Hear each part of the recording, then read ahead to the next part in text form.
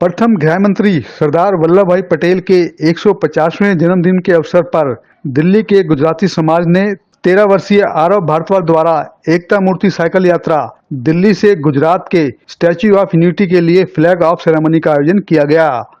इस अवसर पर उपस्थित लोगों ने आरव भारद्वाज द्वारा राष्ट्रीय बाल पुरस्कार 2025 के विजेता की जानकारी मीडिया को दी। देखिए हमारी खास खबर में।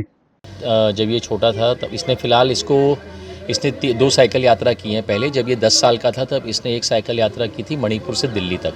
ये यात्रा थी आज़ादी का 75वां अमृत महोत्सव और 125वीं नेताजी सुभाष चंद्र बोस की जयंती।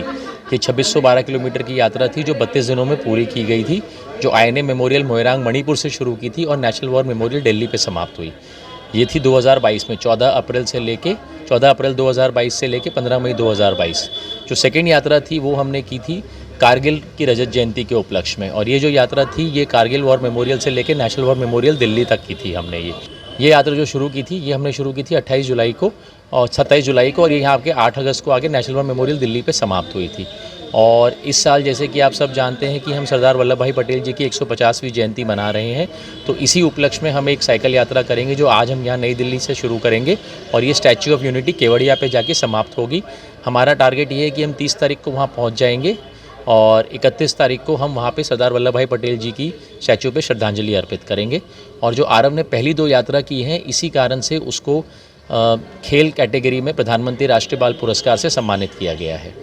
नहीं, गौरव तो वाकई है, मगर गौरव की बजाय ये हम बहुत अच्छा फील करते हैं और हम यही चाहेंगे बहुत से सारे ही बच्चे हमारे आगे बढ़ें और इसी प्रकार से इसको फॉलो करें, जिससे हर आदमी को डेफिनेटली एक अपने परिवार का कोई बच्चा अच्छा काम करता है और उसकी ख्याति भी बढ़ती है और उसको देख के और लोग भी मोटिवेट होते हैं, इनक्रेज होते हैं, इंस्पायर होते हैं, तो हमें अच्छा लगता है। डेफिनेटली गौरव शब्द यूज़ करना थोड़ा सा भारी हो जाए लेकिन बहुत अच्छा लगता है और समाज में मैं बच्चों को भी यही मैसेज दूंगा, इसको फॉलो करें और इसी प्रकार के कुछ ना कुछ ऐसे काम करते रहें कि जिसमें समाज को एक पॉजिटिव मैसेज मिले और देश की एकता, अखंडता और हमारे स्वतंत्रता के सेनानियों के प्रति या हमारे जो भी राष्ट्र नायक रहे हैं जिन्होंने इस देश के यूनिफिकेशन में विशेषतर सरदार वल्लभ भाई पटेल जी, जो उनका सहयोग, उनका जो योगदान रहा, जिन्होंने एफर्ट्स किया, तो हमारे बच्चों को मालूम होना चाहिए कि किसने हमारे देश की स्वतंत्रता के लिए और हमारे देश के लिए हमारे जो नेताओं ने जो किया है वो सबको मालूम होना चाहिए, एक मैसेज जाना चाहिए। आपका बेटा 13 साल का है, 2 यात्राएं कर चुका है, तो जब यात्रा करता है बच्चा तो कहीं ना कहीं मन में कोई डर रहता है? डर तो रहता है कि छोटा बच्चा है, इतनी लंबी यात्रा कैसे करेगा, गर्मी में, धूप में, बरसात में। पर आरव 10 साल की उम्र से सबसे कठिन यात्रा तो पहले कर चुका है, जो 32 दिन की थी मणिपुर मोइरांग से नई दिल्ली तक। तो मुझे पूरा भरोसा है कि ये यात्रा तो वो बड़ी आसानी से कर लेगा। कहीं ना कहीं बच्चे जो है वो माँ बाप का नाम रोशन करते हैं। जी। कई बार माँ बाप इतने बड़े होते हैं कि अपने माँ बाप का नाम लेके बच्चे कहते हैं मैं उनका बेटा हूँ। आपको कैसा गर्व महसूस होता है? मुझे ये बोलते हुए गर्व महसूस होता है कि आरव मेरा बच्चा है और उसे प्रधानमंत्री राष्ट्रीय बाल पुरस्कार से भी सम्मानित किया जा चुका है, जो एक बच्चे के लिए सर्वोच्च सम्मान है हमारे देश में।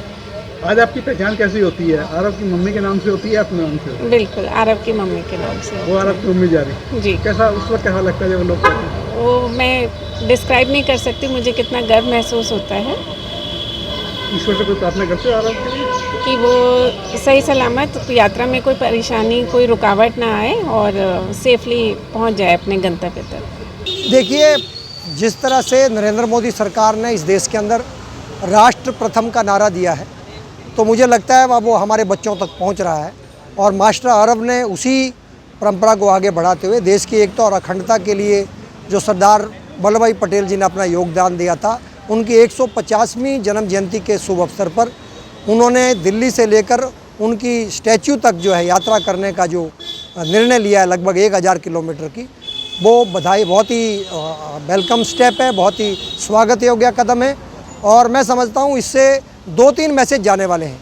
एक तो राष्ट्र की एकता के प्रति युवाओं का रुझान बढ़े, दूसरा हमारे खेलों के प्रति जो है हमारे युवाओं का रुझान बढ़े, क्योंकि वो भी देश के स्वस्थ देश के लिए बहुत ज़रूरी है, और तीसरा पर्यावरण की दृष्टि से साइकिलिंग करने का जो लोगों में थोड़ा मोटिवेशन आए, क्योंकि साइकिलिंग अपने आप में पॉल्यूशन को कम करने का एक बहुत अच्छा माध्यम है। और मैं अभी यूरोप गया था, मैंने देखा वहाँ किस तरह साइकिलिंग को प्रायोरिटी दी जाती है। तो आज भारत के अंदर भी साइकिलिंग को प्रायोरिटी देने की बहुत आवश्यकता है, ताकि पर्यावरण फ्रेंडली हो सके और लोग स्वस्थ भी रहें। तो स्वास्थ्य और पर्यावरण दोनों को एक साथ जो है इससे फ़ायदा होता है। तो इस बच्चे के माध्यम से ये मैसेज जो है पूरे देश में जाने वाला है। सर कई स्टेट पढ़ेंगी बीच में, तो स्टेट को आपने कोई गाइडलाइन दी है कि बच्चा यहाँ से गुजरेगा तो कुछ सुविधा मिलेगी? देखिए, हमारे खेल मंत्री मनसुख भाई मांडविया जो हैं, वैसे भी हमारे प्रधानमंत्री जी ने इस बच्चे को अवार्ड भी, सम्मान भी दिया और उनके साथ समय भी बताया। हमारे खेल मंत्री भी जो है उसके प्रति बहुत मैं समझता हूँ अवेयर हैं और वो रास्ते में इस यात्रा को ज्वाइन करने वाले हैं। खुद खेल मंत्री मनसुख भाई मांडविया इसको ज्वाइन करने वाले हैं और आज खेलो इंडिया के लोग भी यहाँ पर थे। हमें भी जिस तरह से इसके साथ जुड़ने का मौका मिला उसके लिए मैं मनसुख भाई मांडविया को ही क्रेडिट देता हूँ। आपको जानकारी है कि सीएम वगैरह को मिनिस्टर रास्ते में जुड़ने वाले हैं 1250 किलोमीटर? जी, मैंने कहा कि खेल मंत्री स्वयं जुड़ने वाले हैं। गुजरात के मुख्यमंत्रियों के माध्यम से भी वहाँ पर बहुत सारे इंतज़ाम हुए हैं। तो इस बच्चे की इस यात्रा को जगह जगह पर उसका स्वागत होगा, डिग्नेटरीज उसको ज्वाइन करेंगे और उसका एक बहुत बड़ा मैसेज देश के अंदर जाए। ऐतिहासिक यात्रा बनने जा रही है, ऐतिहासिक यात्रा बनने जा रही है और विशेषकर 150वीं जन्म जयंती है हमारे सरदार वल्लभ भाई पटेल की, वो और भी इम्पोर्टेंट हो जाता है। मैं अपना इंट्रोडक्शन दे दूँ। My self Sushil Khare, director of एसजीके tourism Delhi. तो मैं वैसे तो मैं इतना इम्प्रेस हुआ इनसे, अरब से, इन्होंने एकता मूर्ति साइकिल यात्रा कर रहे हैं, जो हमारे सोसाइटी के अंदर ही रहते थे उनके बच्चे को आज मोटिवेट कर रहे हैं। हेल्थ इज़ वेल्थ के नाम से समझ लीजिए। आज इनके बच्चों से देख के आजकल की जनरेशन में बच्चों को सिर्फ फास्ट फूड खाने की आदत हो गई है, फिट रहने की आदत नहीं है यहाँ पे। जो आज इसने जो करके जो कमाल कर रहे हैं, यहाँ से सीधा निकल रहे हैं सरदार पटेल स्टैचू के लिए, तो मुझे बहुत ही गर्व है। हमारी सोसाइटी के लिए गर्व है और मेरी कंपनी के सब में हम लोग चाहते हैं कि और लोग भी बच्चों का इम्प्रेशन मिले इनके बच्चों के साथ में, ये चाहते हैं। Thank you. मेरा नाम आरव भारद्वाज है, मैं 13 वर्ष का हूँ और कौन क्लास में पढ़ता है? मैं 9th क्लास में पढ़ता हूँ और मैं एक प्रधानमंत्री राष्ट्रीय बाल पुरस्कार विजेता हूँ 2025। कौन स्कूल में पढ़ता है? Heritage school Rohini. अच्छा, ये साइकिल चलाने का जज्बा है, जो तेरी इच्छा है, बचपन से है, पेरेंट्स ने बोला, टीचर्स ने या फ्रेंड्स ने, या कोई और बात की? बचपन से ही मुझे, जब से मैं 3.5 साल का था तब से मुझे साइकिलिंग का बहुत शौक़ था और फिर मैंने ये 3 साल पहले 75वां आज़ादी का अमृत महोत्सव था और नेताजी सुभाष चंद्र बोस जी की 125वीं जयंती थी, तो फिर मैंने इस अवसर पे सोचा था कि मुझे कुछ अलग करना चाहिए, तो फिर मैंने साइकिल यात्रा चुनी इसको मनाने के लिए। साइकिलिंग करता है, जब तुमने यात्रा करी, दो यात्रा कर चुके हैं अब तक? हाँ, 2 यात्रा, ये मेरी तीसरी है। तीसरी है। 2 यात्रा में क्या क्या दिक्कतें आती हैं जब साइकिल में? पहली यात्रा में तो अप्रैल मई के समय हम चला रहे थे, तभी काफ़ी ज़्यादा गर्मी थी, बारिश का मौसम भी आ गया था थोड़े दिन बाद, एक्सट्रीम क्लाइमेट था, कभी बहुत ज़्यादा गर्मी, कभी बहुत ज़्यादा बारिश, पर साइकिलिंग भी थोड़ी लॉन्ग डिस्टेंस होती थी। हमने बिहार में 5 दिन लगातार 100 से ज़्यादा किलोमीटर साइकिल चलाए थे। और मेरी दूसरी यात्रा में तो सबसे पहली डिफ़िकल्टी ये थी कि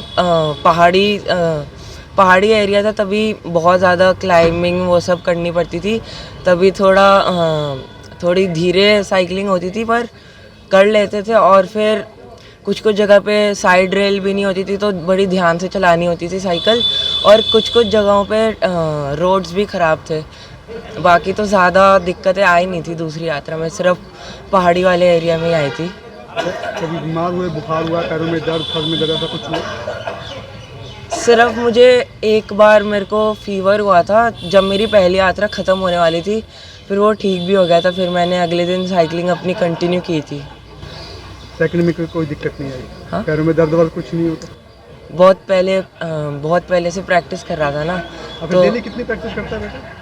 हम जैसे 2 महीने पहले शुरू कर देते थे प्रैक्टिस, और फिर पहले 30 किलोमीटर करते थे, फिर अगले हफ्ते 45, फिर अगले हफ्ते 60, ऐसे बढ़ाते रहते थे ग्रेजुअली। अच्छा, स्कूल जाते हो तो जब आपके दोस्त यार मिलते हैं तो किस तरह से आपसे बात करते हैं? मेरे दोस्त मुझे बहुत कंग्रेचुलेट करते हैं कि मेरी अचीवमेंट्स के बारे में वो मेरे दोस्त मुझे कंग्रेचुलेट करते हैं, और हम और एंजॉय करते हैं। हाँ।